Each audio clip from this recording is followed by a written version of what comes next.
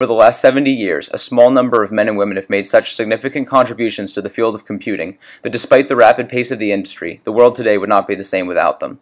Some of those people received Turing Awards. In 1997, Douglas Engelbart became one of those people. Douglas Engelbart was born in 1925 in Portland, Oregon, to Carl Louis Engelbart and Gladys Charlotte Amelia Engelbart. In 1929, the stock market crashed. 5 years later, in the middle of the Depression, Carl Louis Engelbart died, leaving behind his wife and 3 children. After high school, Engelbart pursued a bachelor's in electrical engineering at Oregon State. He remained there for 2 years training as a radar technician before being drafted to fight in the Pacific.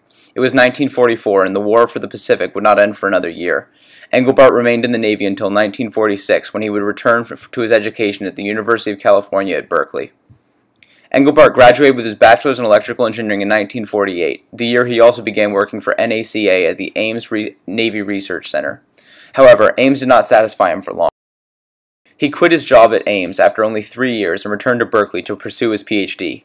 Early on at Berkeley, Engelbart had the idea that interactive use of computers might be a solution to the complexity question. But, at a time when there were less than 10 working computers on Earth, the idea that a person could individually interact with a computer to speed up personal tasks was simply ridiculous. It was not until 1961 that Engelbart finally found someone that would take him seriously. Thanks to a small grant from the Air Force, Engelbart was able to publish a paper the following year entitled Augmenting the Human Intellect, a Conceptual Framework. Engelbart's paper caught the eye of another man who would go down as a father of computing, J.C.R. Licklider. Licklider was intrigued with the idea of human-computer interaction and decided that he would push ARPA, the precursor to DARPA, to fund Engelbart's research.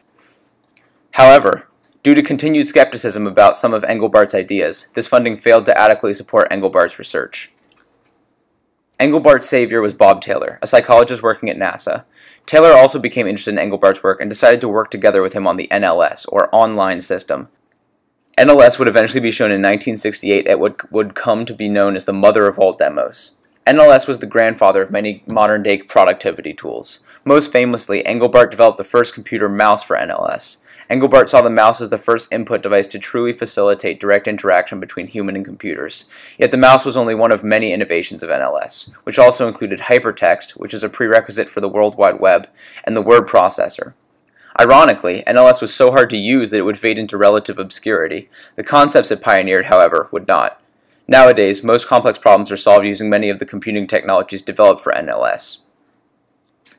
Today, Engelbart is mainly concerned with receiving awards and the concept of bootstrapping. He founded the Bootstrap Institute in 1988, now called the Douglas Engelbart Institute, which seeks to promote and refine many of the original ideas Engelbart had while at Berkeley and later at the Stanford Research Institute. That's all for my presentation. Thank you very much.